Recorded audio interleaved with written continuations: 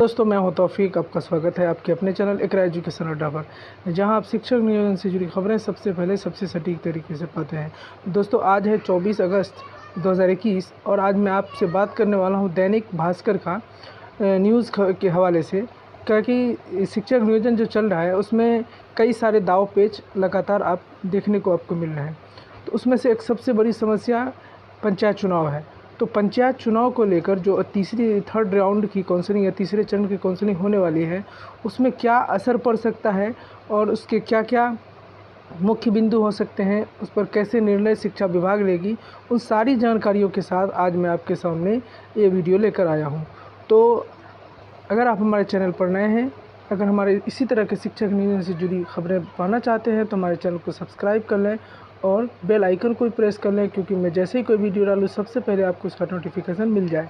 तो आइए जानते हैं भास्कर का सवाल जो है ये कानून और नैतिक रूप से कितना उचित है और कितना अनुचित। तो सबसे पहले हम ऊपर की जो हेडलाइन है उसको देख लेते हैं। पंचायत चुनाव की अधिसूचना आज। अब मुखिया, प्रखंड और जिप अध्यक्ष शिक्षक नियोजन की इकाई के अध्यक्ष कैसे रह सकते हैं। सारी कानूनी दावपेच के साथ मैं आपको इस अखबार के हवाले से, इस अखबार के ज़रिए से मैं आपको सारी चीज़ें समझाने की कोशिश करूँगा, एक्सप्लेन करूँगा।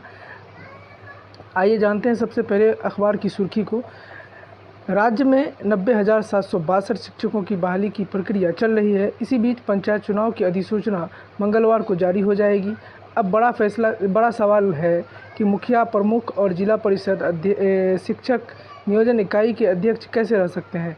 इसके जवाब में शिक्षा विभाग के अपर मुख्य सचिव संजय कुमार का कहना है कि शिक्षक नियोजन की प्रक्रिया चूँकि पहले से चल रही है, नई प्रक्रिया नहीं शुरू हो रही है, लिहाजा ये बाधित नहीं होगी।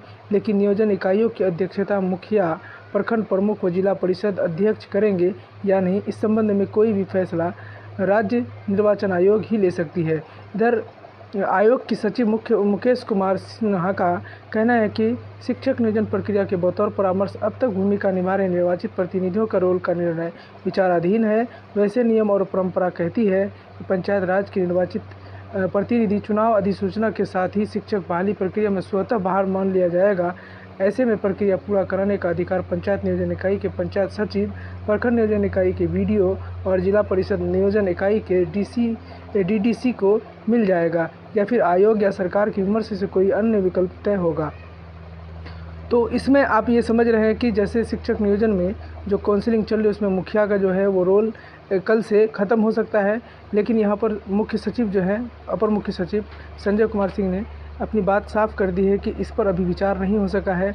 और साथ के साथ राज्य निर्वाचन आयोग के जो अध्यक्ष हैं मुकेश कुमार सिन्हा जी, उन्होंने भी ये बात कही कि अभी इसका कोई निर्णय नहीं लिया गया है, तो आगे इसका बहुत जल्द निर्णय आने वाला है। तो संसदीय जनतंत्र के आईने में 3 सवाल खड़े होते हैं। तो वो 3 सवाल क्या क्या हैं, आइए इनको भी जानते हैं। क्या चुनाव की घोषणा या अधिसूचना के बाद चुने हुए प्रतिनिधि नीतिगत निर्णय ले सकते हैं। जब लोक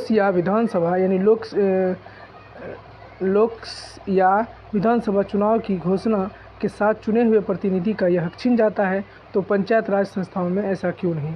यानी जो लोकसभा के जो एमपी वगैरह होते हैं या विधानसभा के जो एमएलए होते हैं, इनका जैसे ही अधिसूचना जारी होता है उनका जो है वो हक ख़त्म हो जाता है, वो किसी भी नीतिगत फैसला नहीं ले सकते। तो उसी तरह मुखिया का भी ख़त्म हो जाना चाहिए, ऐसा सवाल खड़ा हो रहा है। तो जो मुखिया, प्रमुख, जिला परिषद अध्यक्ष खुद चुनाव मैदान में होंगे, ये उसी दौरान नियोजन प्रक्रिया में कैसे संपादित करेंगे, ये सारे सवाल खड़े किए जा रहे हैं। तो अब इन अभिनियोजन इकाई में कौन कौन होते हैं, इस वक्त का क्या ये है। तो देखिए, पंचायत स्तर पर जो मुखिया नियोजन इकाई का अध्यक्ष होता है और ग्राम पंचायत के सबसे बड़े वार्ड सदस्य, उनके सदस्य, इनके अलावा पंचायत सचिव और डीओ की ओर से मनोनीत हाई स्कूल सीनियर टीचर इसके सदस्य होते हैं। प्रखंड स्तर पर कौन कौन होते हैं, तो प्रखंड अध्यक्ष प्रमुख होता है, वहीं एकमात्र जनप्रतिनिधि भी होता है। बाकी 2 सरकारी सेवक बीडीओ और डीओ के अलावा प्रखंड शिक्षा समिति के सदस्य इनमें रहते हैं। और जिला स्तर पर क्या होता है, जिला स्तर की अध्यक्ष की भूमिका जिप अध्यक्ष करते हैं, यानी जिला परिषद अध्यक्ष होती है। बाकी 3 डीडीसी और डीपीओ और जिला परिषद शिक्षा समिति सदस्य होते हैं। तो इन सब की भागीदारी होती है पंचायत नियोजन इकाई में, प्रखंड स्तर की जो नियोजन इकाई होती है उसमें, जिला स्तर की नियोजन इकाई होती है उसमें। उसके बाद विधि विशेषज्ञ क्या राय है, यानी कानून के जो विशेषज्ञ होते हैं उनकी इन सारी मामलों पर क्या उनका ओपिनियन है, क्या उनका कहना है कि किस तरह ये जो शिक्षक नियोजन है प्रक्रिया कानूनी दाव पेच में फंसे बगैर चल सकती है। तो ये देखिए, पंचायत चुनाव की अधिसूचना के बाद निर्वाचित प्रतिनिधि नियोजन प्रक्रिया से शामिल नहीं रह सकते। निर्वाचन आयोग की अनुमति लेकर जहां काउंसलिंग की प्रक्रिया पूरी हो गई है वहां नियुक्ति पत्र जारी हो सकता है, लेकिन ये भी अफसर देंगे, निर्वाचित प्रतिनिधि नहीं। प्रभाकर टेकरीवाल जो वरीय अभिवक्ता पटना हाईकोर्ट के हैं, उन्होंने ये बात कही है। तो चलिए दोस्तों, मैं इस वीडियो में आपसे ये साझा करने की कोशिश कर रहा था कि जो शिक्षक नियोजन चल रहा है उसमें पंचायत चुनाव का जो असर है वो कितना असर पड़ सकता है, इस पर अभी तक कोई फैसला नहीं लिया गया है। जैसे ही कोई फैसला लिया जाएगा, अगर आपको इसमें जानकारी दी जाएगी अखबार के जरिए या किसी जरिए से, तो मैं कोशिश करूँगा आपको इसको पूरी जानकारी आपको दे सकूँ। तो चलिए दोस्तों, अगर हमारा ये वीडियो आपको पसंद आया है तो इसको लाइक और शेयर करें, साथ के साथ और जो ज़्यादा से ज़्यादा लोगों को तो इस जानकारी को पहुँचाएँ। अगर हमारा ये प्रयास पसंद आ रहा तो इसको मेरे चैनल को सब्सक्राइब कर लें, साथ के साथ बेल आइकन को भी प्रेस कर लें।